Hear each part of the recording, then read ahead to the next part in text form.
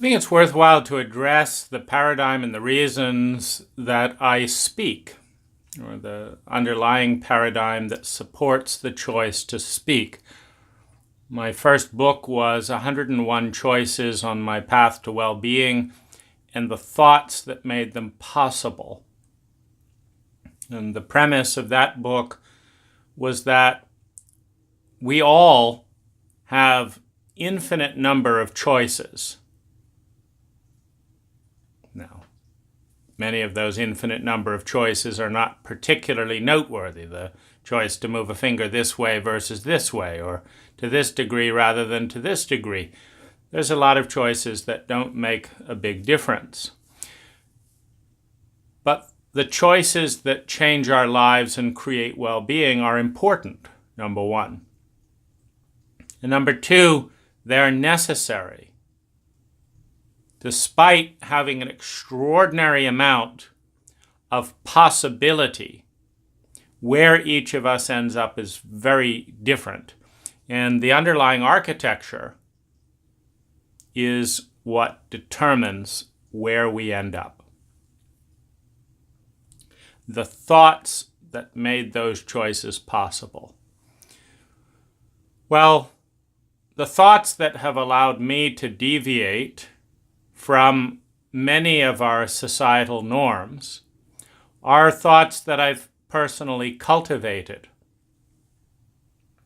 often with the help of mentors, but sometimes alone. And in order to muster the resources of energy needed to first become conscious of a societal template, and then understand the underlying logic of that template. Why is that template our template? And then compare that logic and those values with my own values and develop another template is enormous, because you're going into multiple headwinds, but the biggest headwind that's coming at all of us at 200 miles an hour is fear of the unknown, which rests upon a shared context of experiencing moments, sometimes timeless moments, of extreme trauma in which we haven't. Well, when you experience extreme trauma, it is timeless. And in those moments, we haven't had the resources to confront a timeless dread, a timeless fear, a timeless sense of helplessness. And in those moments of dissociation and the panic of going back there, we become frightened of the unknown as a doorway to re-enter those experiences. And in doing so, we shut off the vast majority, more than 90% of our potential, which lies by definition. It is a mathematical formula that the vast majority of our potential lies in the unknown. Meaning 1,000 years from now, whatever is identified as human consciousness will be 90% or more composed in ways and with things and for reasons that we do not know today. In the same way that every single thing you see in this frame was unknown 1,000 years ago. The concept of a necklace might have existed 1,000 years ago, but these materials didn't exist. This design didn't exist. This particular body type, which is composed of a fair amount of fat, and it's produced by a diet that didn't exist. 1,000 years ago, how many people had instant espresso, fresh squeezed orange juice, Russian tea cakes, Earl Grey tea, and a bit of fruit. Even the possibility of shipping all of those things and knowing what they are didn't exist. This blackboard didn't exist. The phone recording this didn't exist. I didn't exist. My parents didn't exist. The United States culture in which I was born didn't exist. So while you can say the genetic code stays about the same, almost everything else, a green screen technology, which who knows whether you're seeing green screen or something replacing it, all of that didn't exist. The idea of recording something, all of that had to change in the last 1,000 years. And 1,000 years from now, there will be nothing of this reality here that exists, other than perhaps a large amount of the DNA. Now,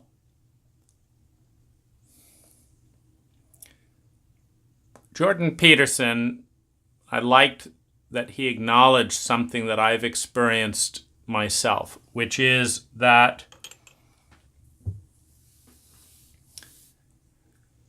unless you talk, you don't become conscious of what some part of you knows and another part doesn't know. So if you want to integrate the conscious mind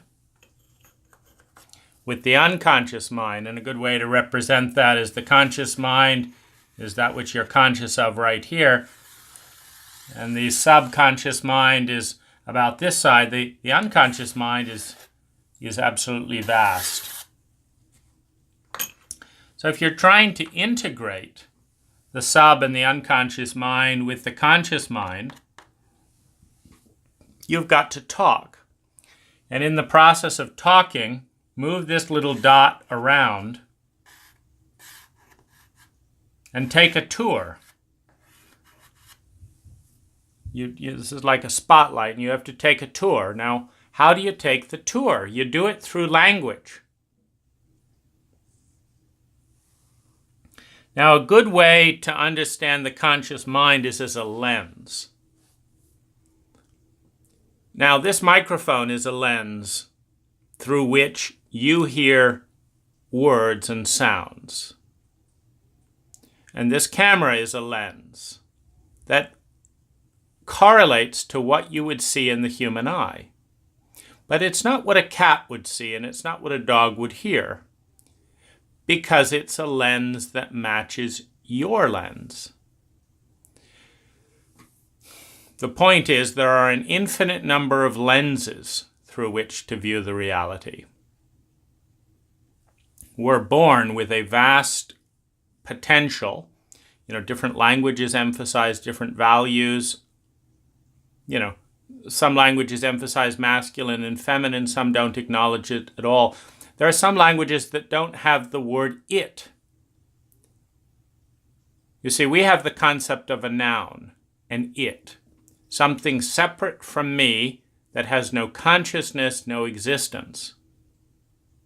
Now, having created out of nowhere the fiction of an it, we then divide things into people and its.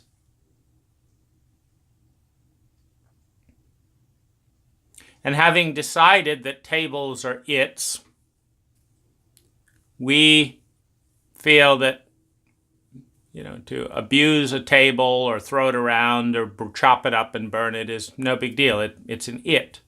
It doesn't matter because it's an it. The planet is an it. It doesn't matter. And so we build reality based on these suppositions. First, we invent the idea of an it. Then we decide what is an it. Then we decide the rules to relate to an it versus another language that doesn't have the concept of an it. It has the concept of presence, perhaps. And you can have presence with a table, and you can have presence with an earth, and you can have presence with an animal. And the presence is that which emerges within the relationship. And there's mutual presences, and there's singular presence. I have a presence with the table. I can't feel the table's presence with me. But then there's other mythologies that talk about the beingness, the joy of energy, the song of the eternal singer that resonates in every atom and every particle. And when I make a table in it, I block off my ability to see the song of the singer in the formation, in the energy in formation in the table.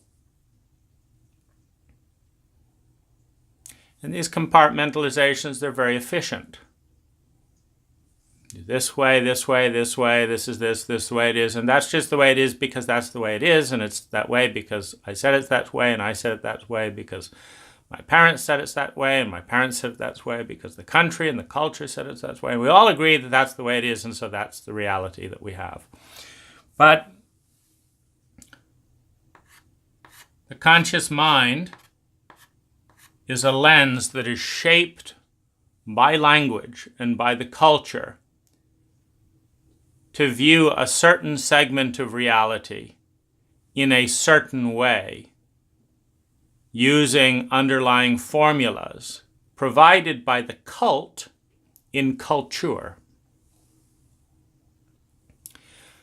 Now, what this basically means is that we do not see reality, we see the rendition of reality created by the acculturated lens. The acculturated lens of the conscious mind.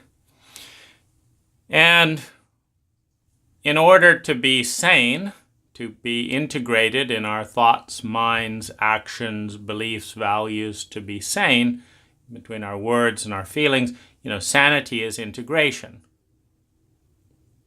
Disintegration is when you say words that don't have coherence within the structure of the language, and talk about things that don't have coherence within the structure of your voice, and say things that don't have coherence within the structure of your feelings. You say, I'm feeling fine when you're feeling miserable. That's insane. There's no coherence. There's coherence with other things, unspoken laws that say, well, when you ask someone how they're doing, you don't want to know how they're doing.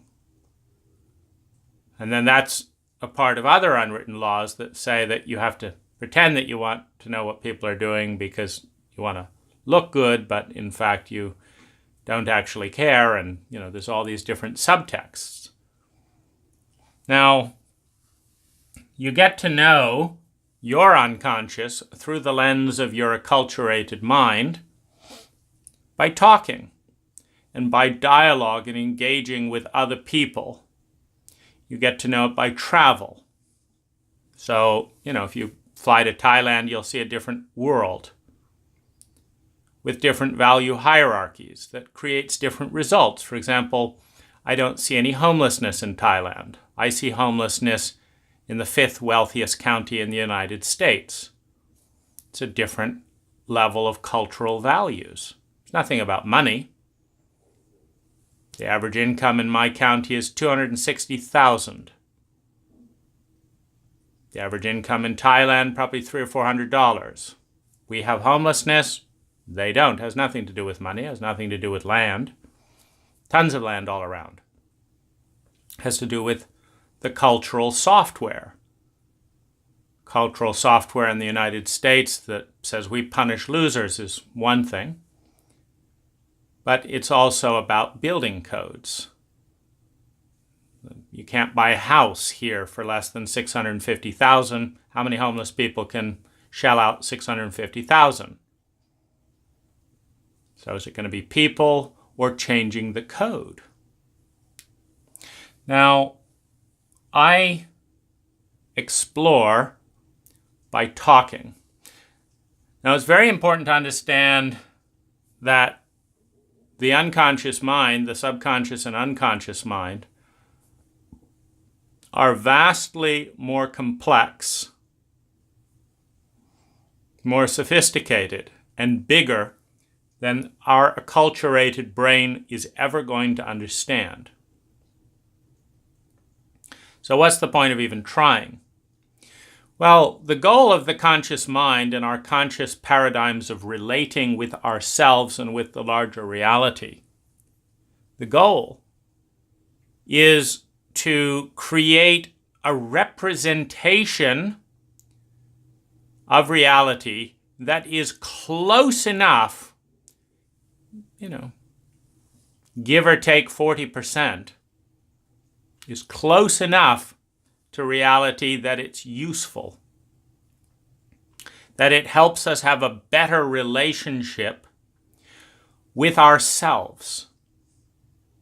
Now, why do I say ourselves? Well, you say you're you, and I say I'm me, and looks like we're these separate little bubbles. And in the conscious mind level, that's exactly what we are. We are individuals, independent.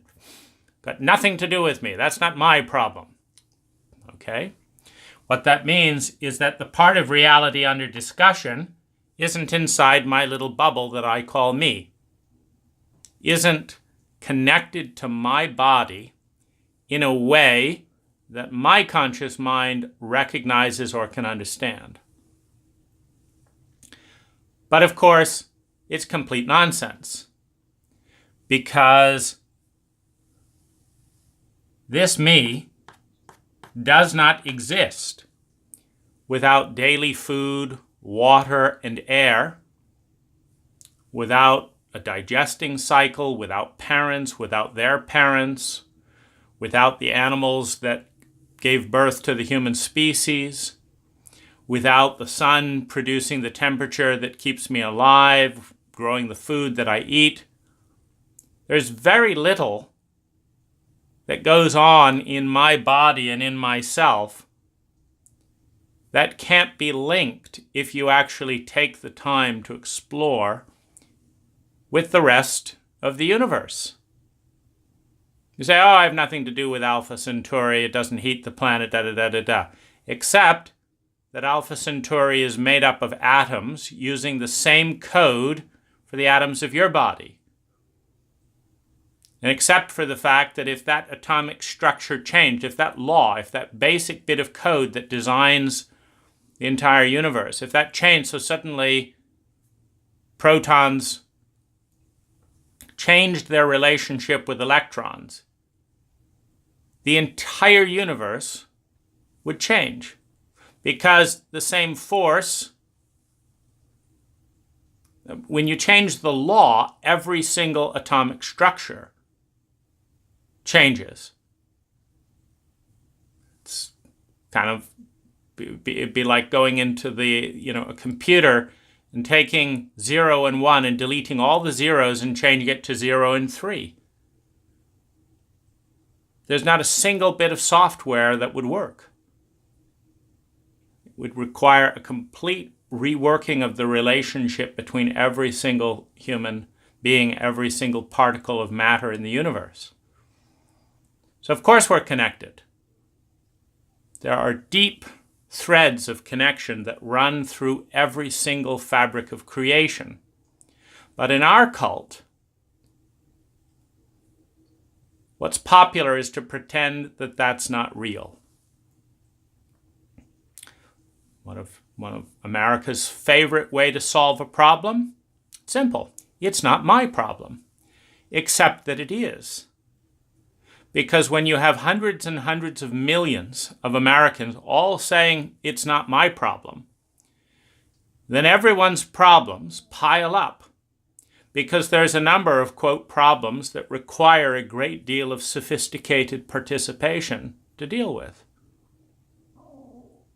And the problems that remain are usually the problems that everyone has said are not my problems. And so the entire culture and country suffers. Let's take the problem of garbage. Just keeps piling up at 102 tons per person over the course of a lifetime. 102 tons per person. So how many hundreds of years can we keep going on generating 100 tons per individual born that has nowhere to go? How long before the entire country is 60 feet deep in dumps? Or for every 100 pounds of humanity on the, you've got 50 tons. Average person in America, about 200 pounds. There's your 102 tons per person per lifetime. So I'm in this little box here with the language and the cult I've been given, with the paradigms that I've been given. And I'm trying to figure out what's going on. But I'm in a cult that doesn't like talking. Now, how do you know you're in a cult that doesn't like talking about deep things? You think about it. Okay, so how many people have I met in my life? I don't know, 10,000, 100,000? And how many of those have said, Dane, anytime you want to talk about meaningful and substantive things, call me. And then you call them, and they've got 2 or 3 hours. No. Not one person in my entire life has ever said, anytime you want to talk about substantive ideas, call me. That's a culture that doesn't like talking about deep and important ideas.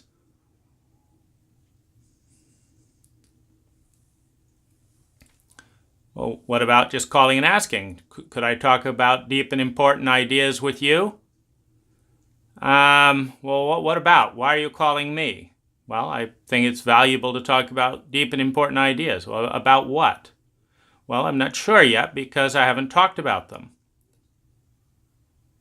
And you're calling me to talk about them.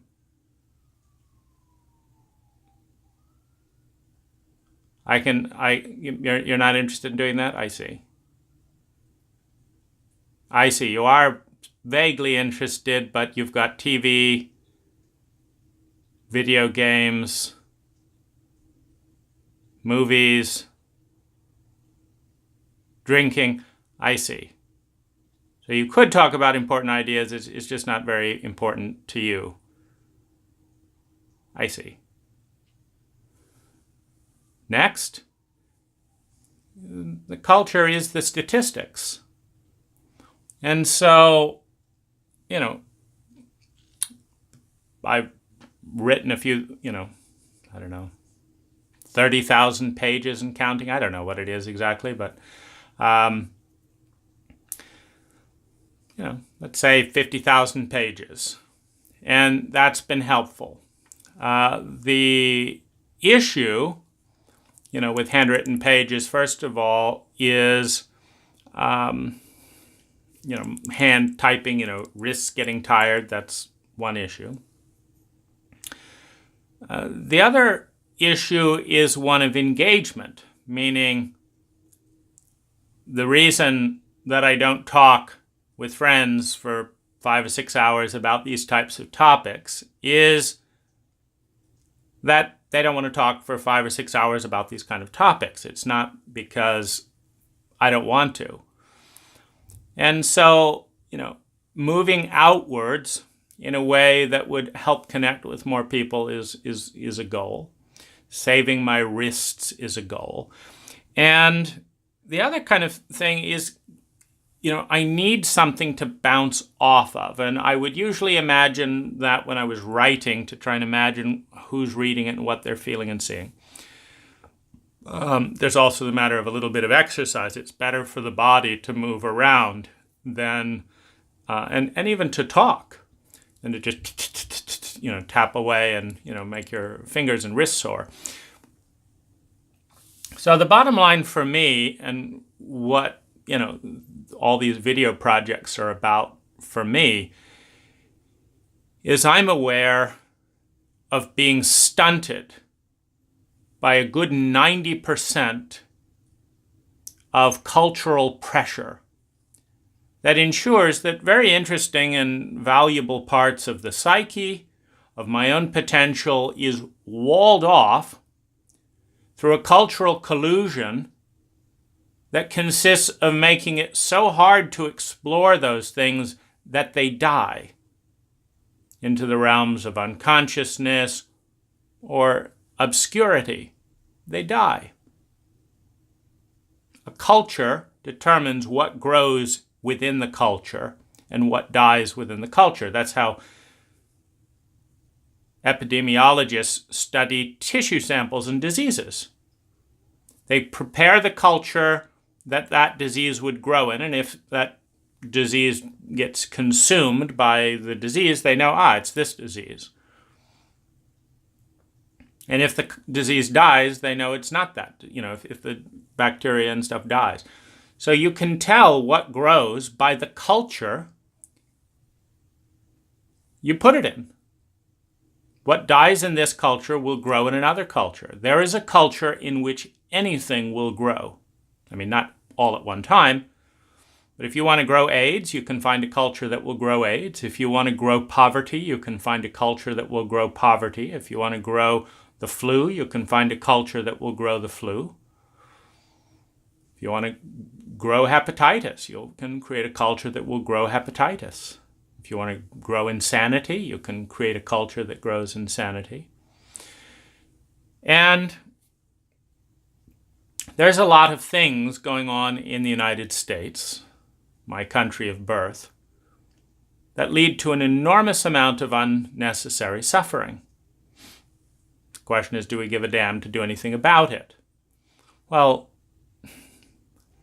you can have a culture, I'm a gardener, you can have a culture that grows weeds and then shout at the weeds or constantly pull them. Or you can have a culture that doesn't grow weeds, and you don't have to shout at them, and you don't have to pull them. Oh, there's weeds again. Yeah, that means you don't have mulch. You've got high nitrogen that isn't being used. You've got weed seeds that you let germinate, and that's a culture that creates weeds. And so the bottom line is, if I want to grow in myself and in my own life thoughts that don't get produced in the United States, emotional states that don't get produced in the United States, statistically speaking, sure, there's the odd maverick, then I have to bring those patterns into consciousness. If I want to bring these things to life, then I've got to find people that want to talk about them, or find some way on my own that brings these to life. Because that's what makes things conscious. It's the process of expressing in language, bringing it in through the lens of the conscious mind, and then reflecting on that. Splitting between the speaker and the listener it's the interference pattern between the speaker and the listener that makes something conscious. And, many of us are either not conscious of what we're saying until we've said it, or are not conscious of our thoughts until we're preparing to say it in language and we're thinking about what we're going to say. But it's in that point. Before that point, it's not conscious.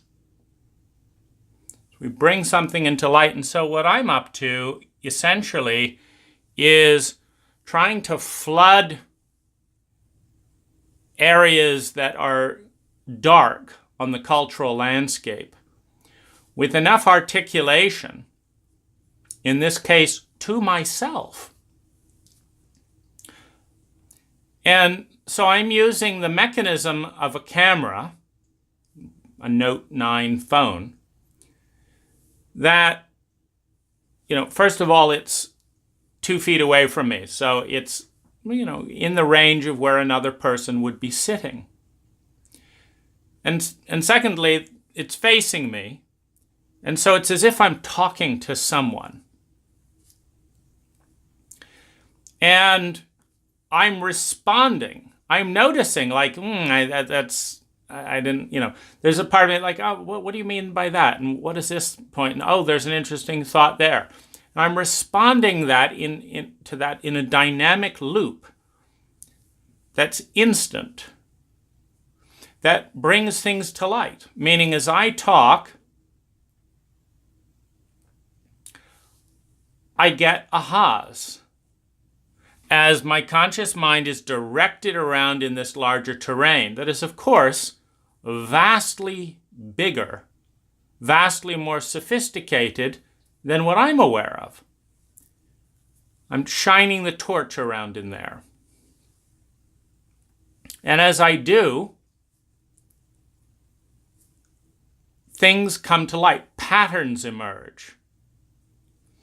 And the illusion of separate consciousness, separate bodies, separate energy systems, the illusion where, I can invest in DuPont, they can produce Teflon with my investment, they can create C8 and other products that cause birth defects and that infiltrate the entire species' bloodstream. It's very difficult to do a blood test for C8 anywhere in the world now and not find DuPont chemicals that induce birth defects in women and in animals. The waste of C8 around the DuPont factory is that runs out in the water is littered with deformed animals. And so, I can build my retirement and invest in DuPont and kill animals and cause birth defects. And as you start to look through the interconnectedness on a scientific level, mentally, emotionally, financially, and physically, we start to see,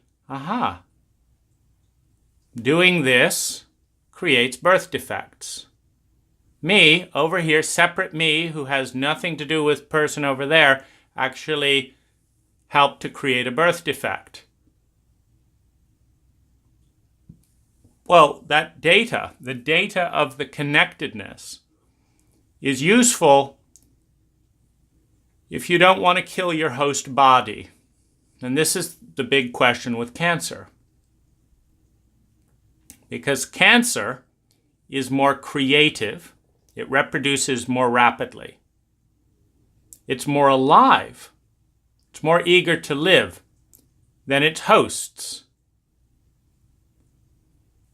And it explodes as a self-replicating pattern till it gets bigger and bigger and bigger very fast. And then one day, it kills its host. And then right after that, the cancer dies. Because without the host, there's no cancer. These are the types of things you start to pay attention to as patterns that can lead to exciting possibilities, that can lead to ways of seeing and design in reality that you don't see otherwise. Which is why it's such a crime that so much of that potential is wrested from a population who is thrust into unconsciousness by simply flipping a switch and saying, we're going to connect in 140 characters or less as opposed to in long-form dialogue. Or we're going to talk about the weather on the outside but not the weather on the inside. Or we're going to have 5-minute interactions rather than 6-hour interactions. That's a big one, by the way. Because 5-minute interactions, you can go to a party, you can spend 5 minutes with 100 different people, 500 people. or 500 minutes, But you never get to depth. So this is about depth penetration for me. And I started off making this video because I think it would be presumptuous for any of us to say we have great expertise in creating crude maps of reality that are close enough as a representation of a deeper and unconscious reality, and a reality that's there that we are not conscious of. That's all the unconscious means. It means reality is there, the equations are there, the interconnected relationships are there, but we don't know what they are because we're not conscious of it. Therefore, they are unconscious. There's nothing to be proud of. If we don't do astronomy, we're unconscious. The Earth is held in place by so many forces, gravity among them. If you put in a major new object in the solar system, the Earth will change. It could be the end of humanity to just put one other planet in such a way that it pulls the Earth out of orbit. There's so many things that we rest upon that we are unconscious of. And so I talk about these things in the same way that I would write a diary, to see what it sounds like. And what I'm looking for is, does it take me into relationship with some part of reality, number one. Number two,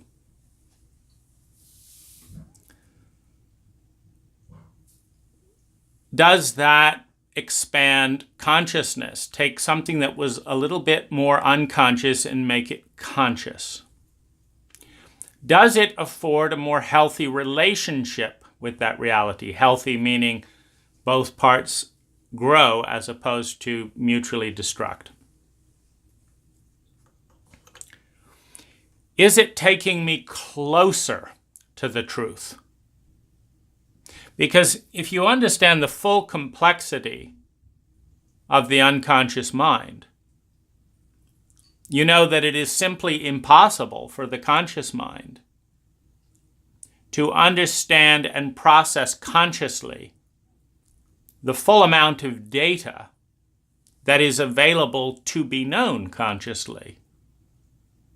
If we take the 10 billion years to know it. And so what we're looking for is heuristic models of reality, approximations that are true enough, that 9 times out of 10, that's a good way to go. And so that's what I'm creating for myself, is approximations, working models of reality that are better than nothing, that allows things to be seen that can't be seen without those models, and to do something useful with what can be seen. So this is like a painting. Everything that I'm seeing and saying is kind of like looking at a beautiful woman and trying to paint her. And I'm a terrible painter. Meaning there's so much about that woman I'm not going to fully grasp. There's a lot that's unconscious. I don't know exactly how the blood is flowing inside and all these different things. I don't know all that she's thinking and stuff, but I can capture this and this. And so every time that I open my mouth, it's like doing a painting for the first time of an object. Now, sometimes I turn to the same area a few times, like a working model is there. Okay, so I'm painting this, and I'm painting, and I did the nose too big last time. So I go back and I paint the nose a little smaller. It's too pink this time. It's never perfect, and it will never be perfect. But I'm satisfied if I was able to become conscious of a domain that I wasn't conscious of before I opened my mouth and then paid attention to what I was saying, one. And two, if each time I do it, I capture a little bit more of the underlying complexity that I'm never going to be able to fully render. Because it's, if you can break this section down of a face into 4,000 particles easily. You can zoom in on this little dot and fiddle with each thing. That's what you can do on a computer. But when you're painting, you can't dab 4,000 dots. It's a crude approximation of the face. The purpose is to reveal something in good art that wasn't seen before. And that's the purpose of this art, is to reveal something that wasn't seen before, at least by me. Now, okay, so then the art is done. The end of it is there. I now have a bunch of things I didn't fully see before, like today. I didn't know how this all fit together. And now the question is what to do with it. Well, there's a couple of answers. One is, do you have credentials? Well, I'm a human being with a human ego that can see things, so I've got as good a credential as anything to look at something and say, this is what I see. We like to devalue that and say, well, if you don't have a postgraduate degree in psychology or something, we don't want to hear about what you have to say.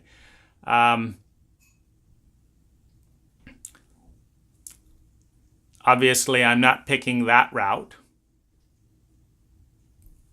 nor am I pretending to have a postgraduate degree in anything that I talk about.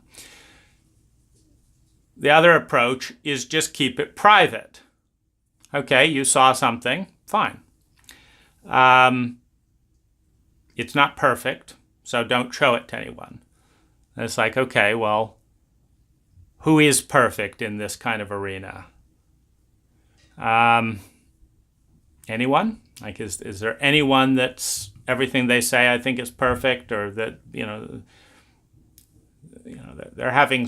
they're struggling with the speed of light in science? It's a core tenet to Einstein's theory, and yet the speed of light is actually moving around a bit, and that doesn't fit with the model. Well, what do? Einstein shouldn't have published his theory. And so if you understand that it's all an approximation and it's all art, and that science is a very technical form of art, because you're trying to build integrity with the past, the present, the future, integrity with multiple dimensions, integrity with the underlying mathematics, integrity between words and phenomena, between hypothesis and outcome. That's a lot of integrity to try and build together. And so it's a beautiful art form. But it is an art form nonetheless. All you have to do is read the last 1,000 years of scientific literature, and the more arrogant the bastard who thinks they know everything, usually the harder they fall. Because it's never a complete rendition of reality. And that's the most important thing to understand. Whether a given principle or a given phenomena is stable over 1,000 years or 500 years or 50 years. Plenty of theories, they latch onto them for 50 years and then they blow them apart and quickly form a new theory as if nothing has happened. But the entire universe changed if you believed that model, and now you believe this model. So it's all art with varying degrees of competence, varying degrees of integration.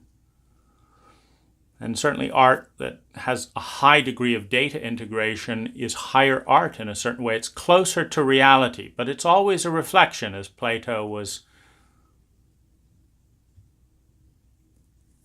quick to notice in the Kikyan rituals of that time with Soma.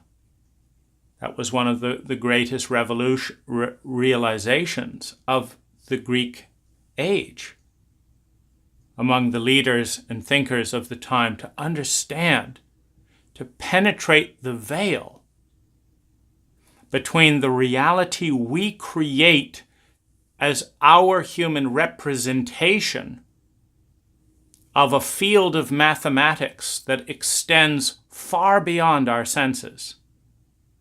I mean, just take smell. You say, okay, it's real because I smell it. Okay, you say you smell it. What smells it? Well, my nose.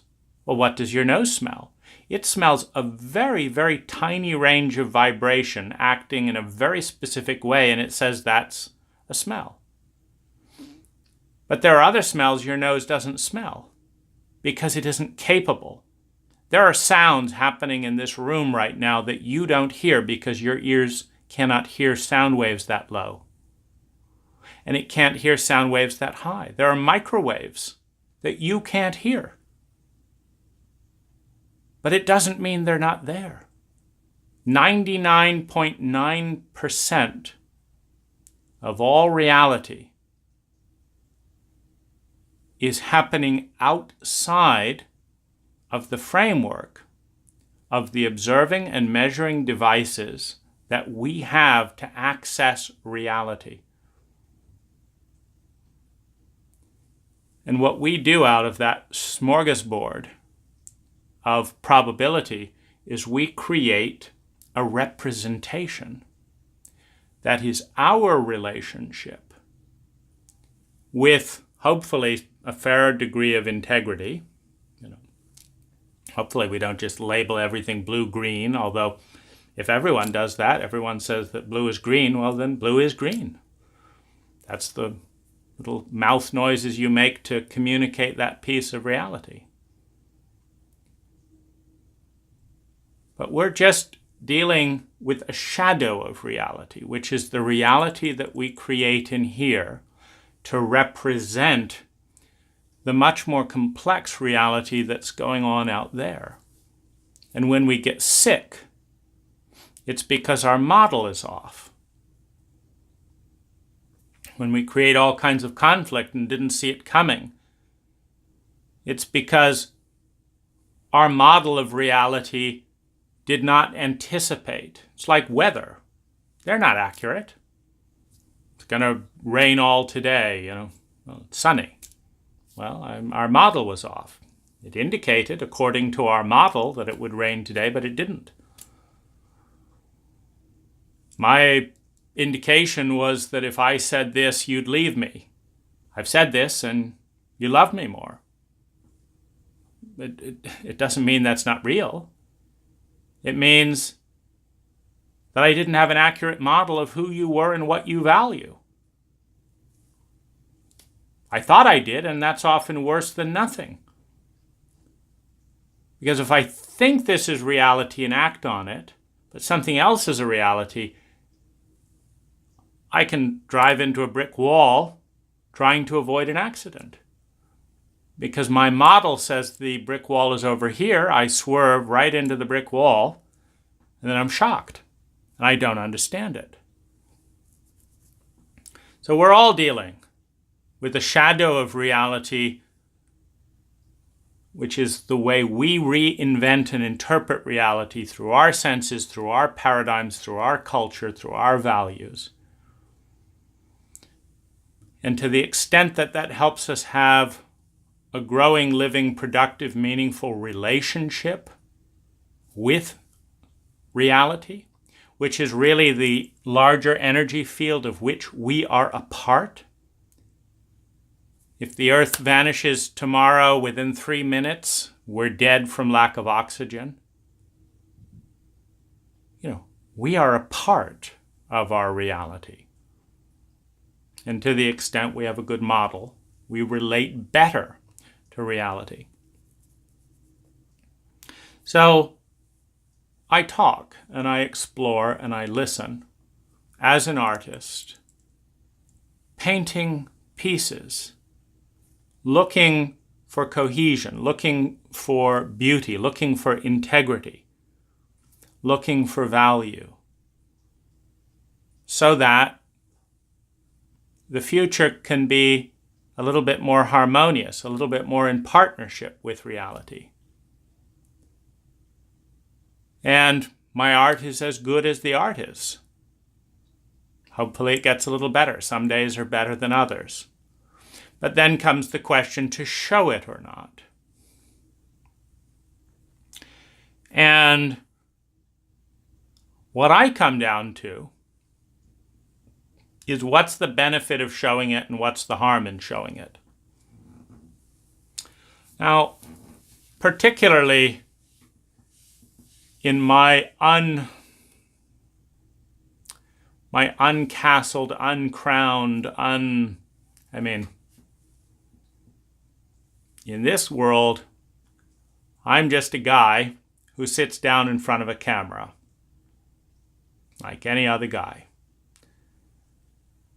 Now, as long as I remain that, what's the harm in whatever is my best rendition of trying to get to this? Because you also do experiments as an artist. You try an all black face. Is that my style? Is this and that? It's an art. What's the harm? Well, I like to think that in general, the worst harm is that someone gets clearer about where they disagree with me and thus what they agree with in themselves, and then goes off and does that with more clarity. Because that's what I always do when I listen to people I disagree with constantly. I listen to Jordan Peterson a lot these days, and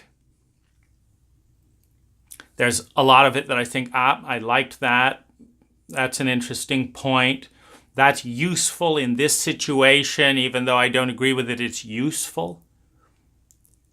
You see, because within that, when you understand you're dealing with a map of reality rather than reality, something can be useful. Let's just say that your map of reality is good over here, and you need to get over here. But you don't have the technology to follow this line, this line, this line to get there. You don't have the paradigms within your culture to actually allow you to follow a lineal path there. Well, there is a lineal path there, but someone else may say, well, there's a magical rainbow, and you just ping, and then you land over here, and then they have a good map of what's going on over here. So you're over here, and they say, remember the magical rainbow, and you ping, you get over into this area of the reality that you don't have the map to get there lineally, rationally. But there is this domain within the psyche, within the unconscious. And so you use a leap of faith. They do it in physics. Subatomic and atomic physics are very different maps. And they say, well, this bit works over here, and this bit works over here. And then there's this magical leap. We don't know how the one turns into the other. But we're not going to throw away this map because it helps us understand this reality, and we're not going to throw out this map because it helps us understand this reality. It's useful. It's useful, but it's not true.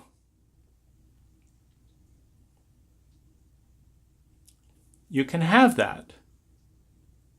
The painting brings a nice yellow to the room. But her face is not yellow. No, but the lines capture a bit of her face. She has an effervescence about her. The yellow speaks to her emotions. And, screw her, the yellow looks good in this room. I want that painting. It's useful, but it's not true. I think usefulness is underrated in hopeless, meaningless, pathological, and sociopathic paradigms, often induced by science, that lead to existential despair and meaninglessness. Fuck that. It doesn't matter if it's true, if the underlying facts are true, if you use it to make your life unnecessarily filled with suffering when you don't want that. Who wants unnecessary suffering for no reason at all? Well, there's true things that are not useful, and there are useful things that are not true. And as long as you keep that clear within an intention of minimizing unnecessary suffering and maximizing human well-being, you're on your way.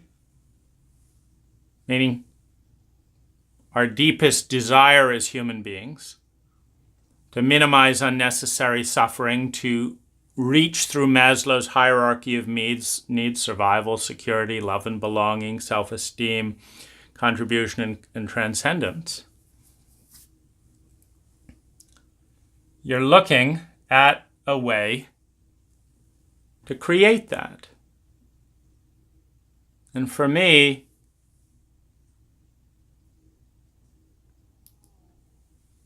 creating a video is something that I'm 2 seconds away from this video in any given moment. 2 seconds. I walk downstairs, I flip a switch, I press a button, and I begin, and I see what comes out. Then I pay attention to it. I see if it's useful. And it's exciting. And so the choice to put it out there is the choice to give you the choice to participate with me in that journey, to value pieces of that journey either negatively, I don't like that, and get clearer on what you do like, to get sharper, I agree with that point, but not that point, to consider, now I know what that other friend of mine was talking about. I don't agree with it, mind you. But now I know what they were talking about. So now I know what I don't agree with my friend. It's useful. To, wow. Whether this is true or not, it would lead to better care of the environment. Is that useful for my granddaughter? Well, I'm going to use it because it's useful. Screw the science. They'll come up with their, conflicting theories on this, that, and the other. This is a useful model for protecting the planet that's going to keep my granddaughter alive.